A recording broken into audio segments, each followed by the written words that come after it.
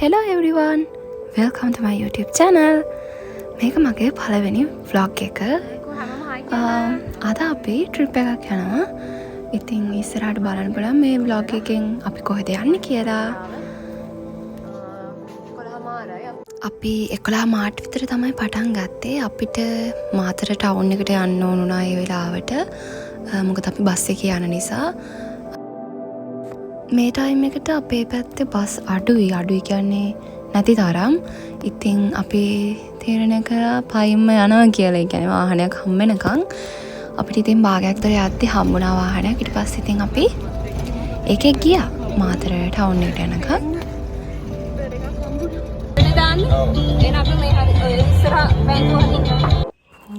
අපි මුලින්ම කරේ මාතර බෝධියට ගිහින් පඳුරක් ගැට ගහලා බාරයක් වුණා අපිට පරිස්සමින් ගිහින් එන්න පුළුවන් වෙන්න කියලා.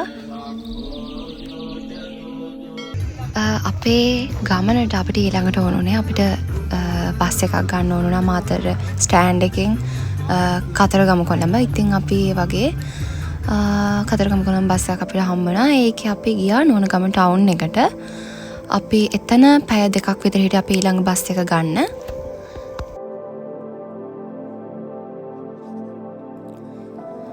ඊට පස්සේ අපි නෝනගම හන්දියෙන් ගත්ත අපි හම්බන්තොට වවුනියා බස් එක. මොකද අපිට යන්න ඕන වෙලා තිබ්බේ කුරුවිට ටවුන් එකට. ඊට පස්සේ අපි කුරුවිටෙන් අඩවිකන්ද බස් එක ගත්තා. ඔයාලට දැම්ම හිතාගන්න පුළුවන් අපි කොහෙද යන්නේ කියලා. අපි අද යන්නේ සිරිපා කරුණා කරන්න අලුත් පාරකින්. අපි මීට කලින් මේ පාරෙන් කරුණා කරලා නැහැ, කුරුවිට එරත්න පාරෙන්.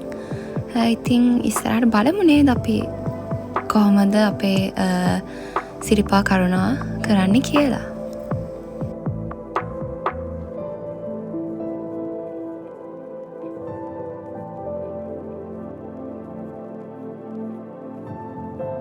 අපිට කුරුවිට ඉඳන් අඩවි කන්දර එන්න සාමාන්‍යයෙන් පැය භාගයක් වගේ ගියේ.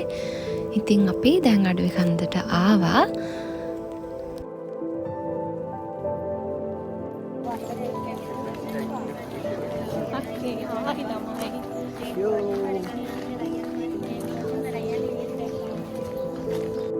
අඩවි කන්දෙන් කුරුවිට රත්න පාර කොටස් දෙකකට බෙදෙනවා, අලුත් පාර හා පරණ පාර කියලා. අලුත් පාරෙන් යනවා නම් ඔයාලට වර්ණගලට යනකම් වාහනයෙන් යන්න පුළුවන්. ඒ කියන්නේ වාහනයක් එතනින් අරගෙන අද අපි නම් යන්නේ පරණ පාරෙන්. මොකද ඒක ලස්සන පාරක්, සබාව සෞන්දර්යයෙන් පිරුණු පාරක් නිසා.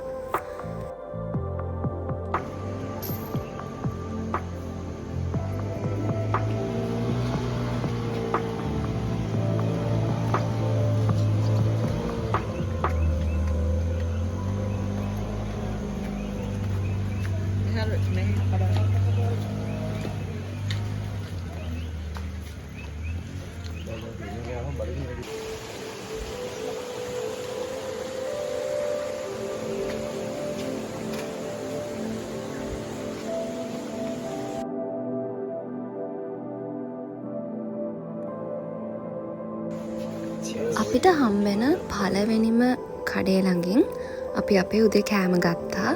අපි එදේ අපි ගෙදරින් හදාගෙන තමයි ආවේ කෑම.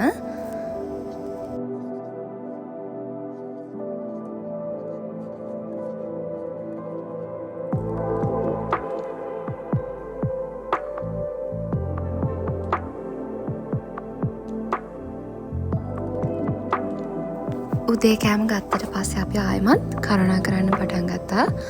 මොකද මේක ලොකු ජර්නි එකක් නිසා. අහම් තමයි ඉතින්.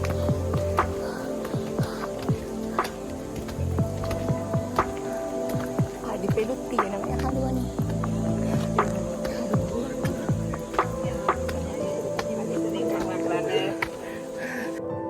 කුරුවිට රත්න පාර තමයි දැනට සිරිපාද කරුණාකරන් තියෙන දුරම පාර කිලෝමීටර් 13ක් 14ක් වගේ. ඉතින් හරිම ලස්සන පාරක්. ඔයාලත් ගිහින් බලන්න.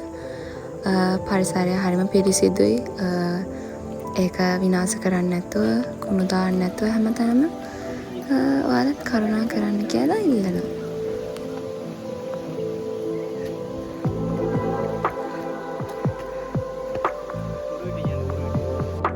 කුරුවිට රත්න පාරේ සිරිපා කරුණා කරනකොට මුලින්ම හම්බෙන අම්බලම තමයි ජම්බෝල ගහ යට අම්බලම. ඉතින් අපි දැන් ඉන්නේ එතන.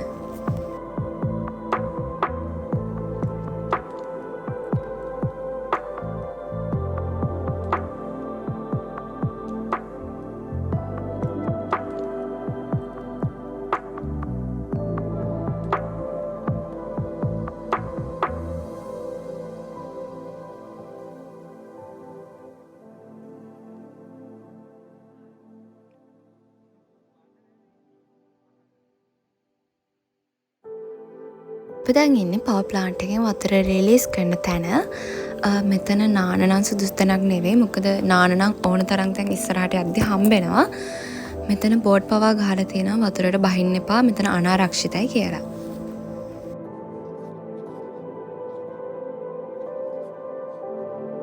මේ වගේ මාර්ගය තමයි යන්න තියෙන්නේ ළමයි. යමුනේ.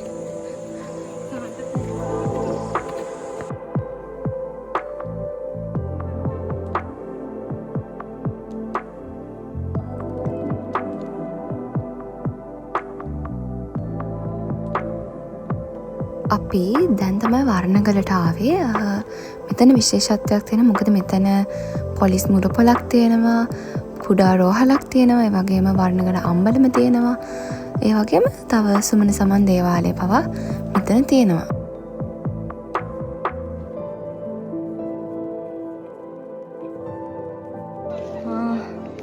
මේ වෙලා සුමන සමන් දේවාලයක්.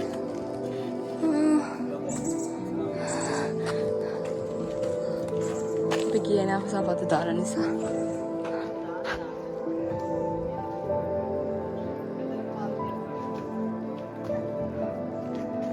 තමයි. වර්ණගල.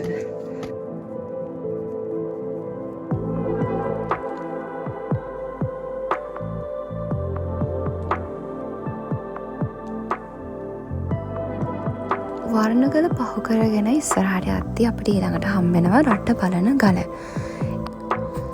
මෙතනට රට බලන ගල කියලා කියන්නේ මෙතන ඉඳන් බැලුවම කොළඹ පේනවලු. ඉතින් අපිට නම් පේනුනේ නෑ මොකද එදා කාලගුණේ අපිට මීදුමත් එක්ක ඒක බලන්න බැරි වුණා.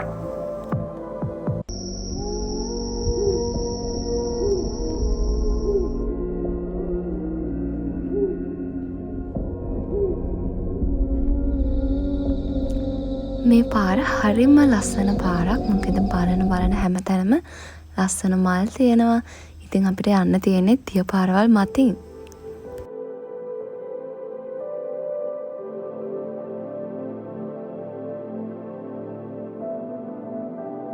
ඊළඟට අපිට හම්බෙන්නේ සීතකංගුල.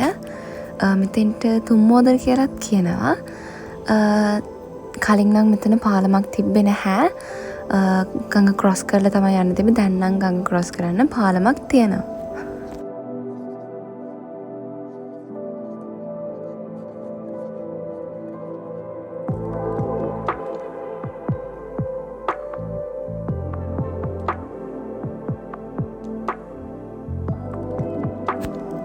එක දිගට කරුණා කරලා මහන්සි නිසා අපි පොඩක් මෙතන කකුල් වතුරට දාලා පොඩක් රෙස්ට් එකක් ගත්තා.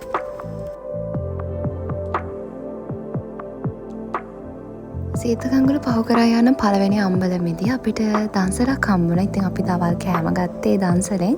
හරිම රසයි. පැය දෙකක විතර ලොකු ඇසකට පස්සේ මම ආයමත් vlog එක කන්ටිනියු කරනවා. මොකද වැස්සේ vlog එක කරේ නැහැ. මොකද අපි වැස්සෙම ඉහළට කරුණා කරා. ඒ අතරතුර අපි මැද හින්න දෙමළ මල හින්න අම්බලම් දෙකම පහු කරගෙන ගෙත්තම් පානට ආවා.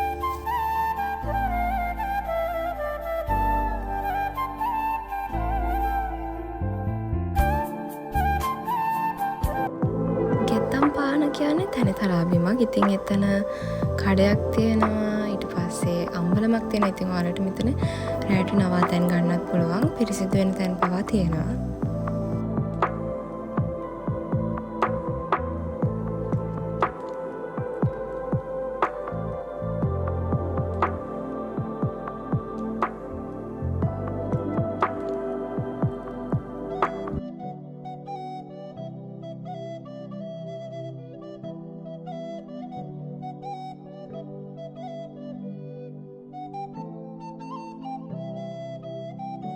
විට පාරේ අවසානයයි.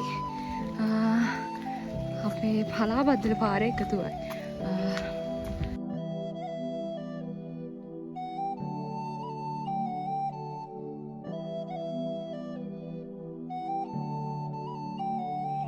උදේ 9:00 විතර අපි ආයමත් ඉහළට කරුණාකරන්න පටන් ගත්තා.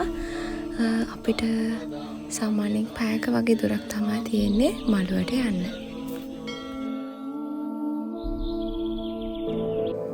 ඉතින් ඊට පස්සේ හම්බෙන්නේ අපිට ඇහැල කණුව. මෙතන තමයි පලාබද්දල පාරේ තියෙන අන්තිම කඩේ අපිට හම්බෙන්නේ.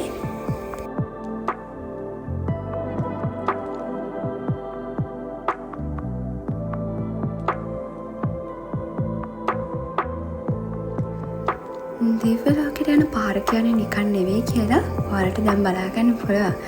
බලන්නකෝ මේ පාරේ තියෙන ලස්සන.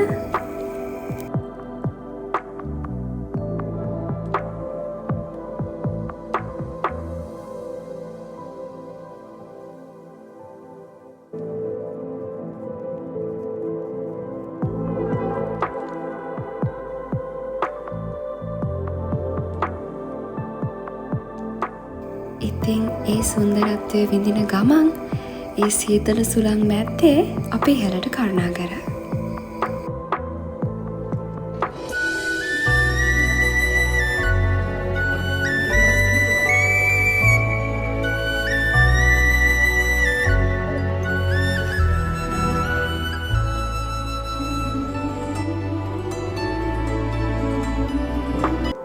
ඉතින් ඔන්න දැන් අපි මළුවට ගොඩක් ලං වෙලා ඉන්නේ. දැන් අපි ඉන්නේ හොලම් කපොල්ල ළඟ.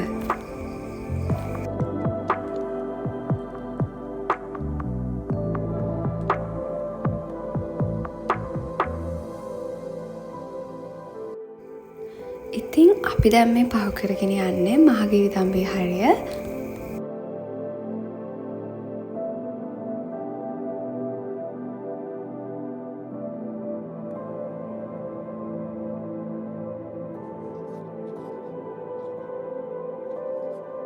ඉතින් මාගිරි තඹේ හරිය කරුණා කරද්දී මේ වගේ දන්වල් දැක ගන්න බලවන්.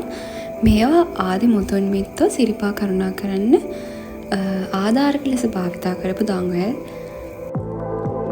ආඩියාමල තැන්න අම්බලි විඳන් අපිට මළුවට එන සාමාන්‍ය විනාඩි 45ක් වගේ ගියා.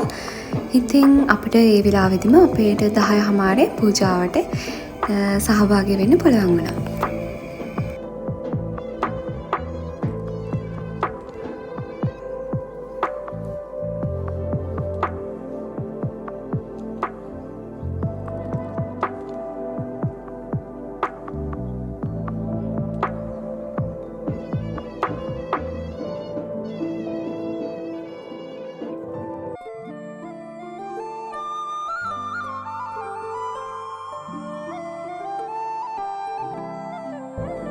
උදේ 10:00 පූජාව පටන් ගන්න කලින් අපි සිරිපා නමස්කාර කරලා ගාන්ඨාර නාද කරලා අපි ගියා 12 මහේ පහන පත්තු කරන්න.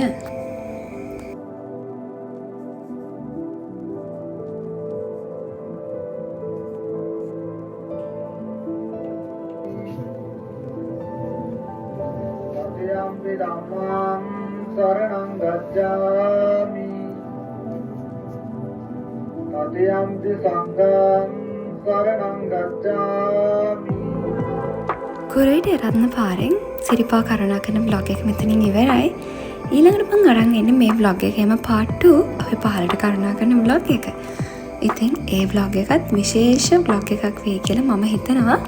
එතකන් ඔයාලා මේ vlog එක බලලා like comment කරන්න සහ මගේ channel එක subscribe කරන්න.